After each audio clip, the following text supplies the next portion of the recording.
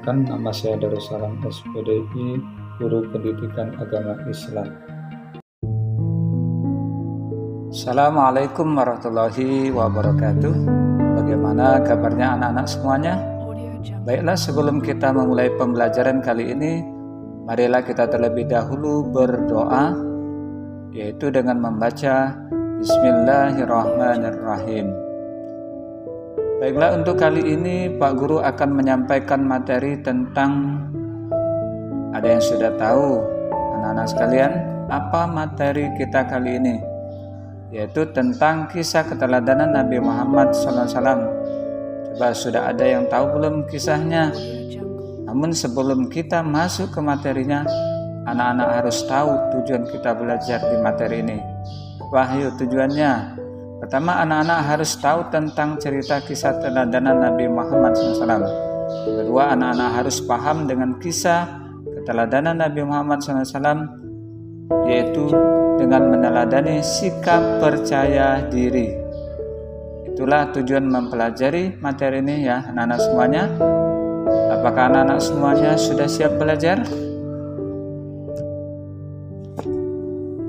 Baiklah, mari kita mulai. Silakan disimak, didengarkan penjelasan dari Pak Guru, yaitu di mana Rasulullah atau manusia sebelum lahir ke dunia ini pasti namanya ada masa kelahirannya.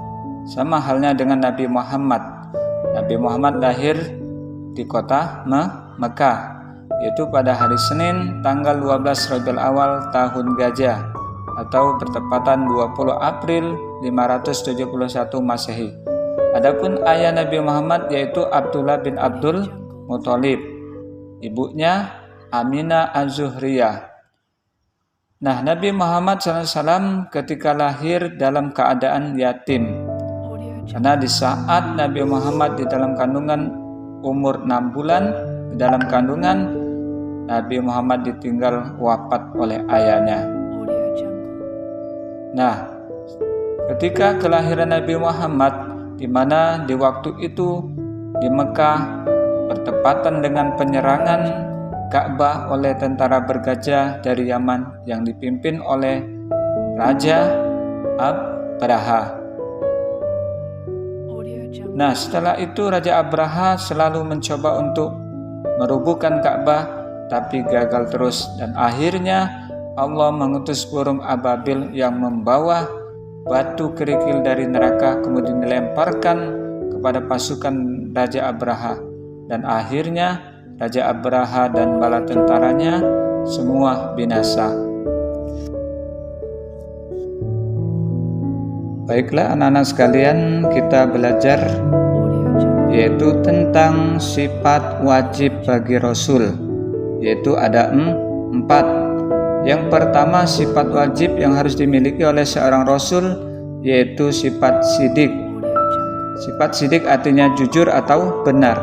Sifat Nabi Muhammad yang sidik tersirat dalam kehidupan sehari-harinya sebagai pembisnis atau pedagang pada masanya.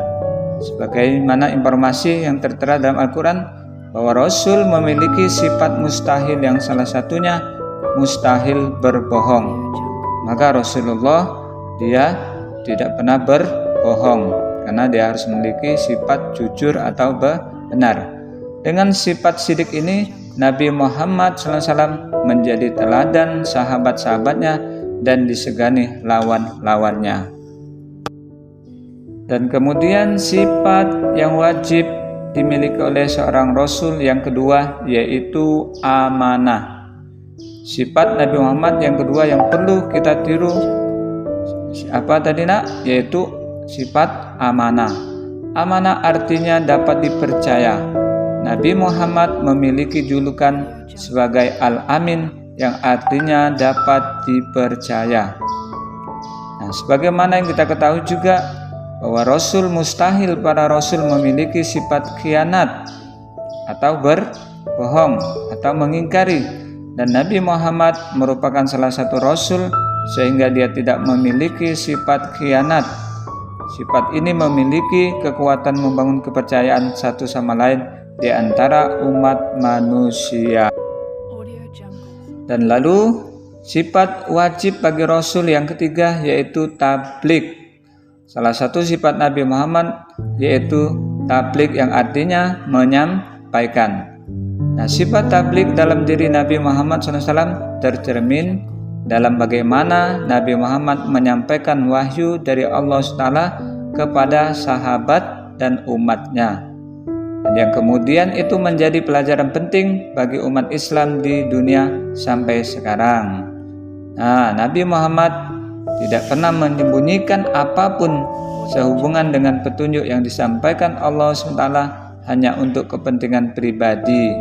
Jadi Nabi Muhammad, anak sekalian, tidak pernah menyembunyikan sedikit pun wahyu dari Allah untuk kepentingan pribadinya.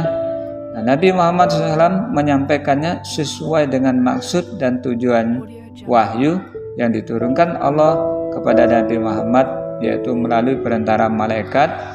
Siapa? Malaikat Jibril. Adapun sifat yang keempat yang wajib dimiliki oleh seorang Rasul yaitu patona. Nabi Muhammad SAW yang sebaiknya kita pelajari yaitu harus dicontoh yaitu sifat patona yang artinya cerdas.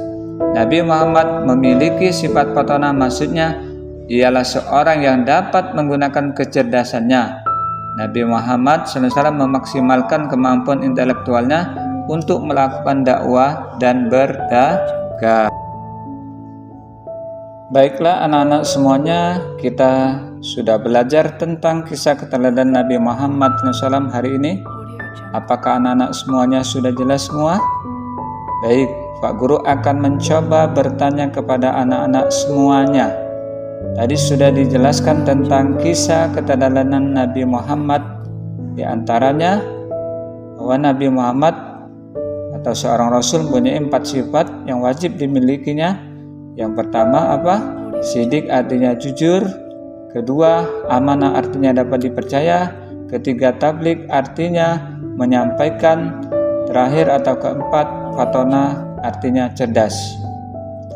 Anak-anak sekalian, itulah materi kita hari ini. Semoga anak-anak semuanya dapat mengambil teladan dari kisah ini dan anak-anak bisa mencontohnya di dalam kehidupan sehari-hari. Amin ya rabbal alamin. Baiklah, sebagai penutup pembelajaran pada kali ini, Pak Guru akhiri.